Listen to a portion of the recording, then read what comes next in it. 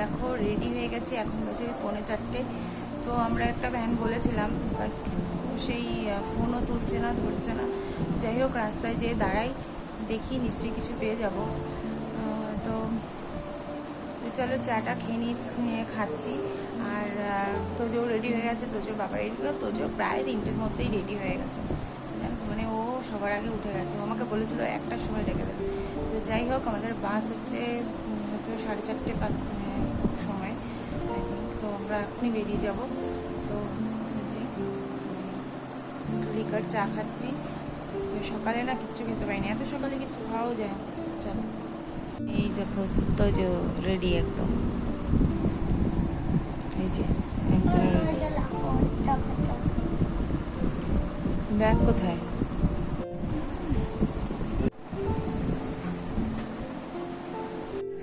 তো দেখো বেরিয়ে গেছি আমরা। হ্যাঁ, একটু হাঁটলে পাওয়া যাবে।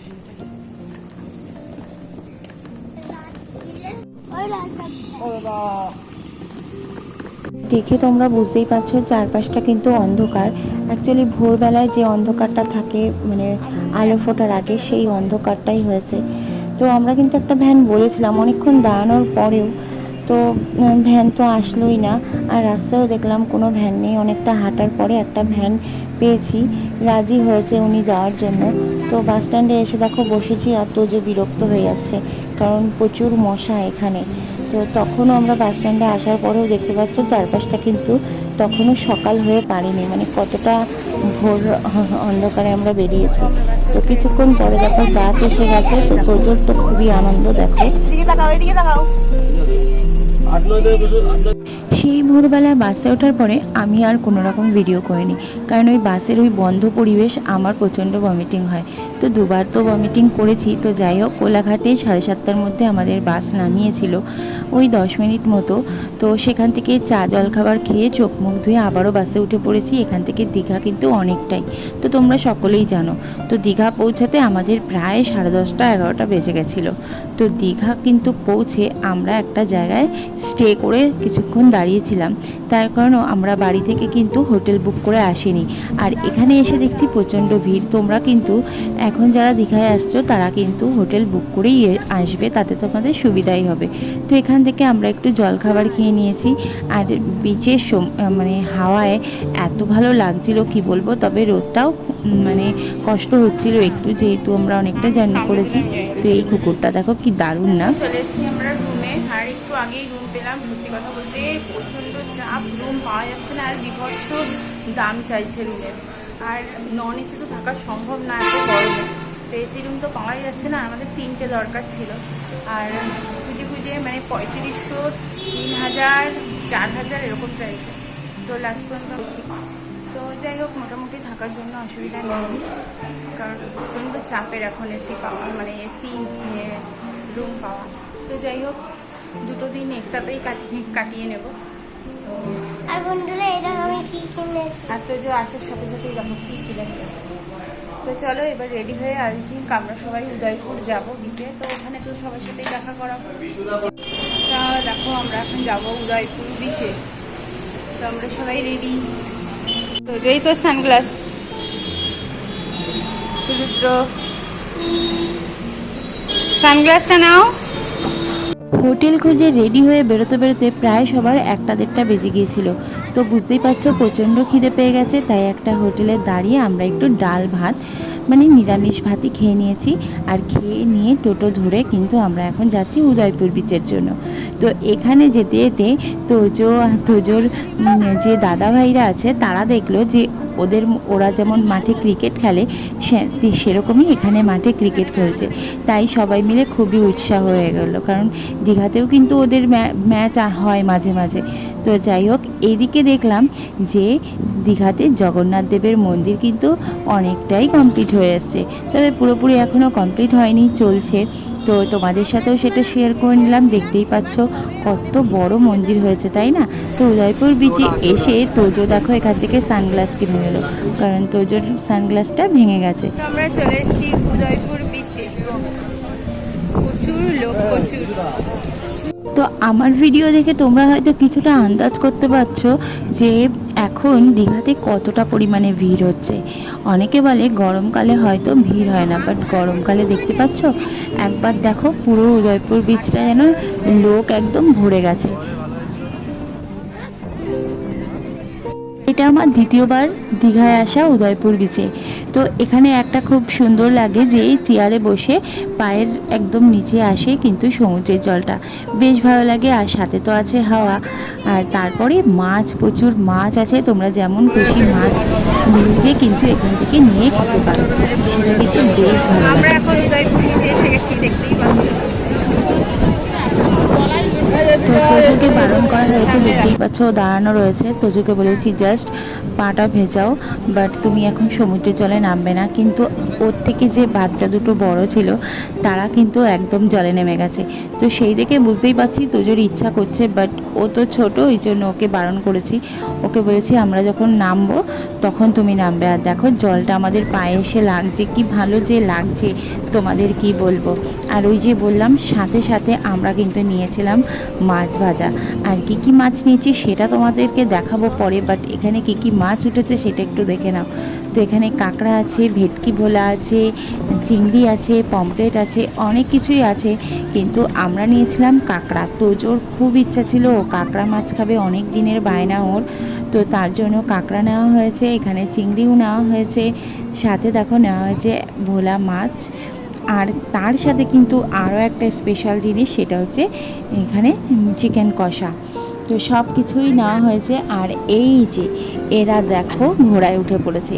এই যে আমাদের সাথে 3টে বাচ্চা আছে, এই 3টে বাচ্চা একদম ঘোড়াতে উঠবে বলে একদম খুব বায়না ধরেছে।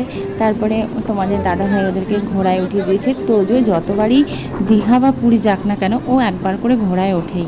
তো সেটাই তোজো করে নিয়েছে। দেখো খুব সুন্দর করে ঘোড়া রাইড করে নিল ওরা। আর এখন নেমে যাচ্ছে ঘোড়া থেকে। তো আমি কিন্তু ঘোড়ায় উঠিনি, বাট একটু ফটোশ্যুট করে নিয়েছিলাম। ফটোগুলো তোমাদের সাথে একটু শেয়ার করেই দেবো। এখানে সব দেখো দর কষাকষি চলছে, কারণ এখন সব স্কুটি চালাবে, বিচে এসে স্কুটি চালাবে, ওই জন্য দর কষাকষি হচ্ছে। জানি না কিসের দর কষাকষি, টাকার না কিসের জানি না। তো এই দেখো সব স্কুটি চালানো হবে। সমুদ্রে এত পরিমাণ হাওয়া, যার কারণে ভিডিওতে কথা বলতে আমার এত অসুবিধা হচ্ছে, পুরো হেজি আসছে সাউন্ডটা।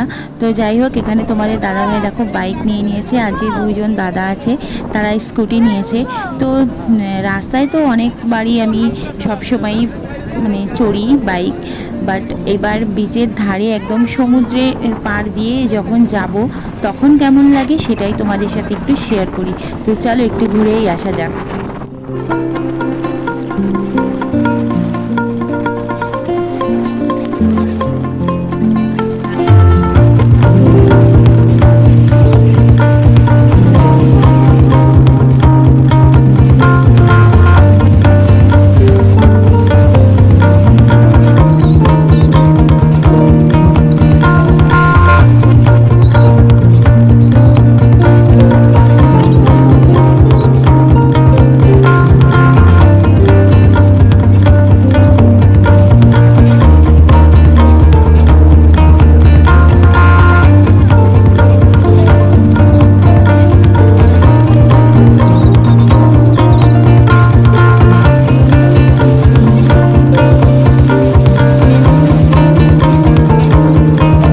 লোকালয় থেকে অনেকটাই দূরে চলে এসেছি বাইক নিয়ে আমরা সবাই মিলে। আর এসে না আমি বড় বড় ঝিনুক দেখে ঝিনুক খুঁজতে বসে গেছি বাচ্চাদের মতো, মানে ঝিনুক খুঁজেই যাচ্ছি টুকটাক করে। আর তোজো বলছে আমাকে একটা দাও মা, তাই আমি বলছি তুমিও খোঁজো। তো ভাবছিলাম ঝিনুক নিয়ে আসবো, বাট তারপরে দেখলাম যে ঝিনুকগুলো এতটাই পাতলা যে ভেঙে যেতে পারে, তাই আর নিইনি। আর এদিকে তোমাদের দাদাভাই দেখছি এই মাছটা ধরে নিয়ে এসছে। তো এটা কি মাছ চিনতে পেরেছি, বাট নামটা আমি ঠিক বলতে পারছি না। তো এটা অনেকটা ওরকম যে জলের ওপরে আসলে ফুলে যায় পেটটা, ওটা অনেক মাছ দেখছি এরকম মরে আছে অনেক জায়গায়। তো এই আর একটা জেলিফিশ, যেটা দেখে বেশ ভালো লাগে, কারণ এইটা প্রথম সামুদ্রিক মাছ এরকম আমি দেখতে পাচ্ছি সামনে। তো ভালোই লাগছে, অনেকে অনেক রকম মাছ দেখে, সাথে তারা মাছও দেখেছি। তো তোমাদের দাদাভাইরা অনেকটা দূর থেকে স্কুটিতে করে এগুলো নিয়ে এসেছিলো। আর স্টার ফিশগুলো কোথায় গেল?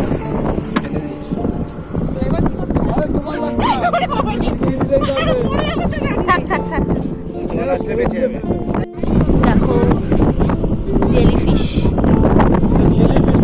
হ্যাঁ জেলিফিশ, কি জানি বলে কি নাম হয়, কিন্তু চোখ মুখ নিচে থাকে।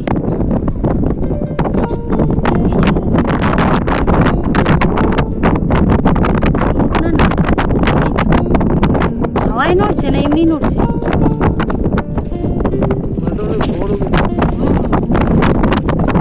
প্রায় অনেকটা গিয়েছিলাম আমরা সমুদ্রের পাড় ধরে, বিচ থেকে বাইক নিয়ে অনেকটাই চলে গিয়েছিলাম। তো এখন আমরা ফিরছি লোকালয়ের দিকে, আর ওখানে গিয়ে দেখতেই পারলে কত কিছু দেখলাম, অনুভব কিন্তু অনেক কিছুই হলো। তো তারপর উদয়পুর বিচ থেকে আমরা প্রায় 3টে বাজে তখন আমরা বেরিয়ে পড়লাম একটা ইঞ্জিন ভ্যান ধরে ওল্ড দীঘার উদ্দেশ্যে, কারণ এবার তো সমুদ্রে নামতে হবে, মানে স্নান করতে হবে তার জন্য। Hi everyone, good evening. তো হচ্ছে উদয়পুর বিচ থেকে আর কি এসি, বিকালে এসে আবার স্নান করতে গিয়েছিলাম সমুদ্রে, কারণ আমরা সমুদ্রে স্নান করিনি, তাই সমুদ্রে স্নান করতে গিয়েছিলাম। তো ফোনে একদমই চার্জ ছিল না, তাই আর নিয়ে যাইনি, আর ফোনটা গেলে পড়ে যাবে, ভালো করে এনজয় করতে পারবো না, এই জন্য আর ফোন নিইনি। তো সমুদ্র তো দেখিয়েছি তোমাদেরকে, আর পরে আবার দেখাবো কালকে। দেখো এখন রেডি হয়ে গেছি, এখন যাবো ঢেউসাগরে। তোমাদের দাদাভাইরা একটু বাজারে গেছে, বাজার করে রান্না করবে না, এখানে তো আছে যে বাজার করে দিলে রান্না করে দেয়, তো সেখানেই বাজার করে দেবে, ওরা রান্না করে দেবে। তো তার জন্য প্রিপারেশন নিতে গেছে। তো এদিকে আমি রেডি হয়ে গেছি, কুর্তিটা পরেছি, জিন্স পরেছি, রেডি হয়ে গেছি। তোজো রেডি হয়ে ওদের সাথে আছে। তো চলো পরে দেখাবো। তো অনেকটাই লেট হয়ে গেছে বলে আমরা ঢেউসাগরের দিকে যাইনি। তো আমরা আমাদের হোটেলের কাছেই যে বিচটা আছে, তো সেই বিচটাতেই আমরা যাচ্ছি এখন। আর দেখতেই পাচ্ছ প্রচুর লোক, মানে প্রচুর ভিড় কিন্তু দীঘাতে এখন। তো আর এত সুন্দর হাওয়া দিচ্ছে, তো এইখানেই আমরা কিছুক্ষণ বসেছি, কারণ এখানে সমুদ্রের মানে যেভাবে ঢেউটা আসছিল, আর এখানে দেখতেই পাচ্ছ প্রচুর দোকানপাট বসেছে। তো সেখানে আমরা গিয়ে একটু বসলাম সমুদ্রের ধারে, বেশ ভালো লাগছিল। আর দেখো শাখাও দেখছিলাম দোকানে ঘুরে ঘুরে। তো আমি এখান থেকে একজোড়া শাখা নিয়েছিলাম আর পলাও নিয়েছিলাম। তো তারপর আমরা সমুদ্রের ধারে গিয়ে বিচের পাশে বসলাম। দেখো কি সুন্দর ঢেউ আসছে, তো এটাই উপভোগ করছিলাম আমরা। এত সুন্দর, মানে এত গরমে সমুদ্রের ঠান্ডা ঠান্ডা হাওয়া বেশ ভালো লাগছিল আমাদের।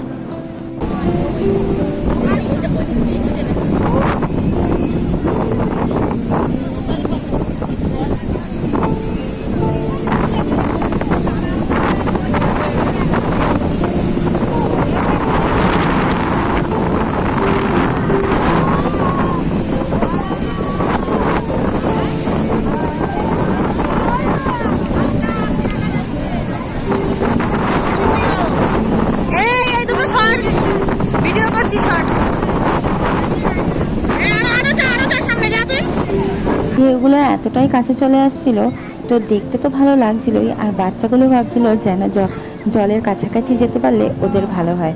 তো দাঁড়িয়ে দাঁড়িয়ে দেখতে দেখতে যেন আস্তে আস্তে নিচের দিকে নেমেই যাচ্ছে, তাই একটু বকা দিয়ে ওদেরকে তোলা হলো। আর এই যে গেটের দিকে তো মানে দাঁড়ানোর মতোই নেই, তো আমরা এক জায়গায় বসেছিলাম আর ঢেউ উপভোগ করছিলাম। সত্যি কথা, মানে সমুদ্র একরকম আর পাহাড় একরকম, দুটোর কোনো তুলনাই হয় না, দুটোই কিন্তু অপরূপ সৌন্দর্য, তাই না? তো দেখতে দেখতে অনেকটা সময় চলে গেল, আমরা বিচের ধারে বসেছিলাম। তারপরে তোমাদের দাদা ভাই সবাই বলল যে যেখানে রান্না করতে দেওয়া হয়েছে বাজার করে, সেখানে কিন্তু 10টার মধ্যে যেতে বলেছে। তাই আর খুব বেশিক্ষণ তো এখানে বসা হলো না, তাই চলে গেলাম খাবারের জন্য, মানে খাবারটা আনতে, কারণ লেট হয়ে গেলে ওদের আবার প্রবলেম হবে। তো ওই জন্য, কারণ আর এইদিকে কিন্তু আমাদের খুব খিদেও পেয়ে গেছিলো। তো সবাই রাতে ডিনারও করে নিয়েছিলাম, সেটা আর তোলা হয়নি। হাই এভরিওয়ান, দেখো একবারে খাওয়া দাওয়া করে চলে এসেছি, খাওয়া দাওয়া করে আসলাম, এখন শুয়ে পড়বো আবার কালকে। তো চলো আজকের ব্লগটা এখানেই শেষ করলাম। ভালো লাগে সাবস্ক্রাইব করে দিও, টাটা, গুড নাইট, একটা লাইক করে দিও। তো টাটা।